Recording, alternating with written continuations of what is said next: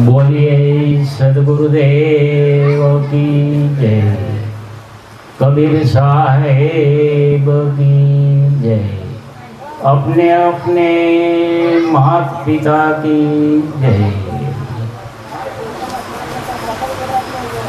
बुद्ध मंगलमय संत समाज અહીં પધારેલા, યુટ્યુબ ઉપર જોઈ રહેલા દેવીઓ, દેવતાઓ, સજ્જનો, બાળકો, મારા વતી આપ સૌને જય ગુરુદેવ, જય ગુરુદેવ, જય ગુરુદેવ। કબીર સાહેબની એક પ્રખ્યાત સાખી છે, જે આજે ગુરુ પૂર્ણિમાના દિવસે કેવી ખાસ જરૂરી છે, એ પ્રચલિત સાખી છે। ગુરુ ગોવિંદ દો ખડે કાકે લાગો પાય, બલિહારી ગુરુ આપકી गोविंद जियो बताए कबीरा, गोविंद जियो बता।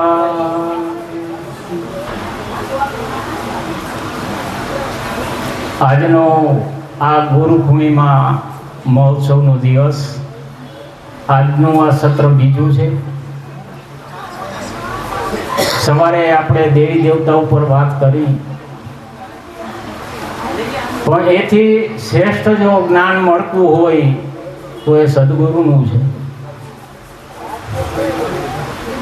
જો ગોવિંદ ને બતાવનાર કોણ છે, જો સદગુરુ ન હોત, ગુરુ ન હોત તો ગોવિંદ મળે નહીં। એટલે કહેવું પડ્યું કે પ્રથમ પ્રાણાયામ નમસ્કાર જે કંઈ કરો તે તમારા ગુરુને કરો। ગુરુએ ગોવિંદને બતાવ્યો છે। એટલે આ સાખીના માધ્યમથી કબીર સાહેબ આ સંસારને એ જ કહેવા માંગે છે કે જીવતા જીવ, ચેતન જીવની સેવા કરો અને ચેતન ગુરુ બનાવો।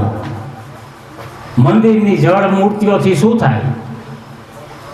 આજે સવારે ઘણું મેં કીધું એના ઉપર કે આજે મંદિરની અંદર મૂર્તિઓ ચોરાઈ જાય, દાગીના ચોરાઈ જાય છે, મોટા કૌભાંડ થાય છે। શિવલિંગ ઉપરના ચાંદીના નાગ હોય, ત્રાંબાના નાગ હોય તો એની ચોરી થઈ જાય છે। કા ભગવાન નથી? ક્યાં ગયો? નથી દેખતો? મોતી આવી ગયા છે એમને?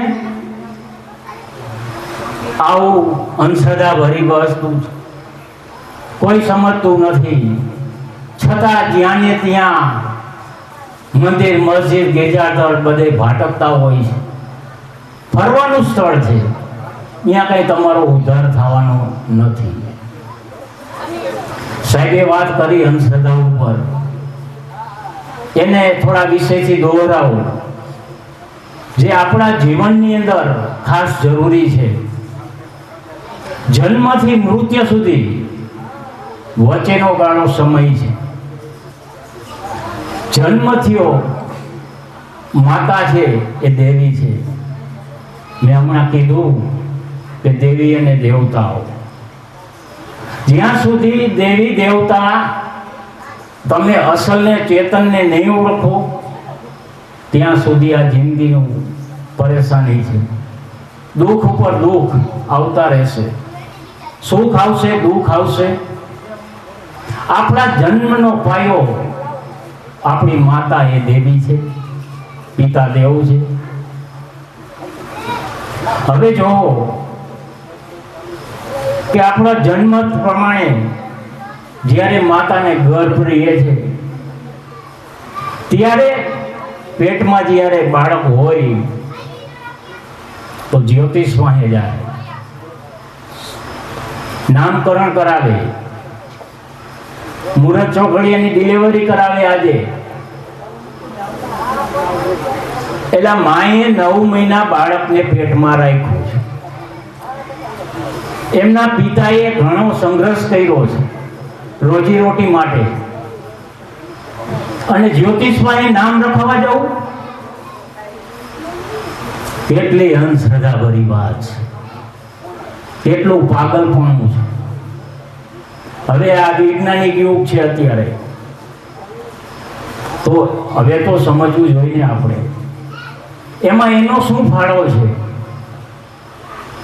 આ બ્રાહ્મણવાદ, પંડા પૂજારીઓની ચાલ, લખી નાખ્યું શાસ્ત્રોમાં, લખી નાખ્યા પુસ્તકો, ગરુડ પુરાણ લખી નાખી, કારણ કે એનો બિઝનેસ ચાલે, એને લાભ થાય એવું જ લખ્યું બધું.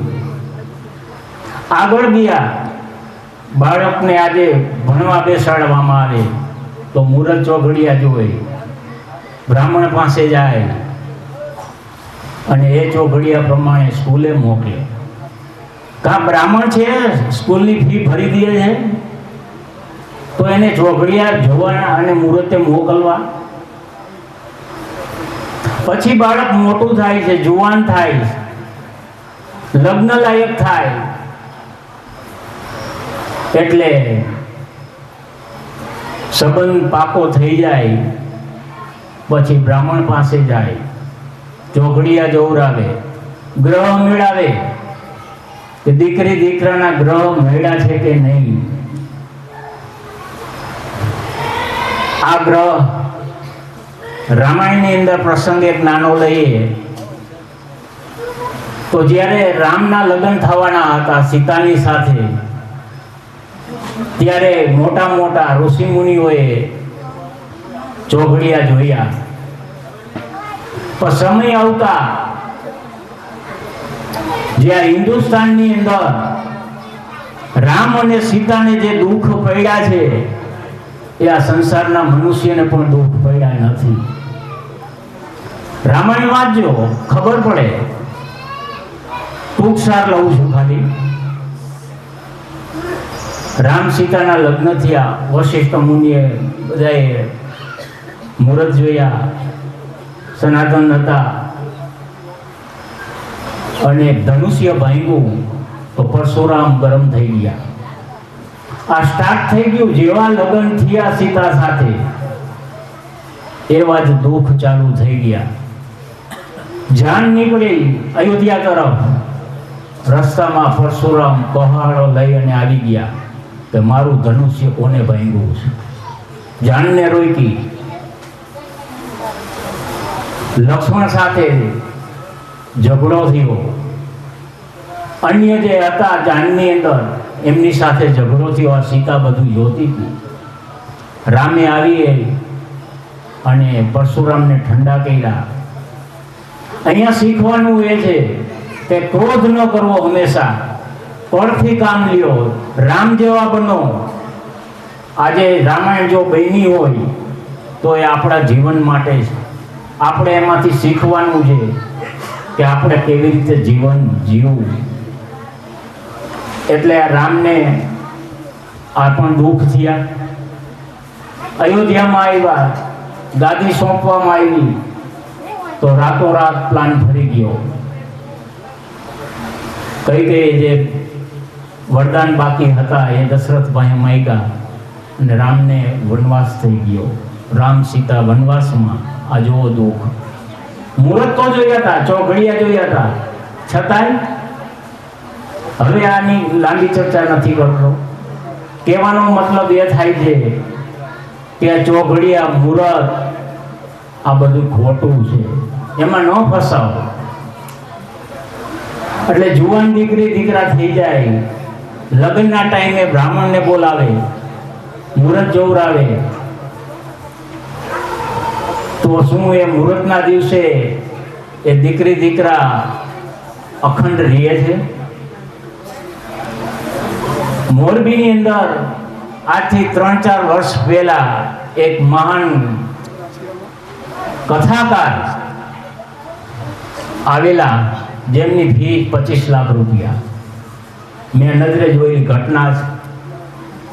અને એમની અંદર દીકરી અને દીકરાવાળાનો જે આજે કથાની અંદર નાટક ચાલી રહ્યા છે, સીતા અને રામ બન્યા અને એમના લગ્ન થયા, અને એ કથાકારે એવું કીધું કે આ દીકરી દીકરા બે રામ ને સીતાજીની જોડી છે, એમના લગ્ન થયા. કથામાં જોઈ છે ને, લગ્ન થતા હોય છે એવી રીતે લગ્ન થયા, પણ હકીકતમાં લગ્ન થયા બંનેના.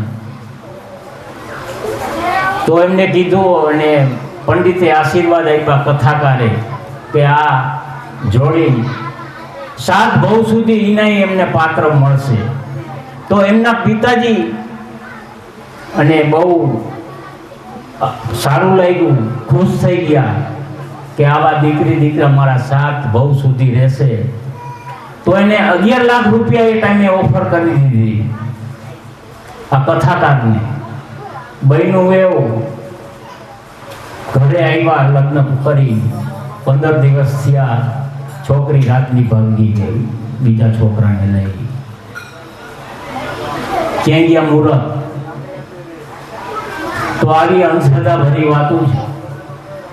જે કંઈ બને છે તમારા કર્મથી બને છે.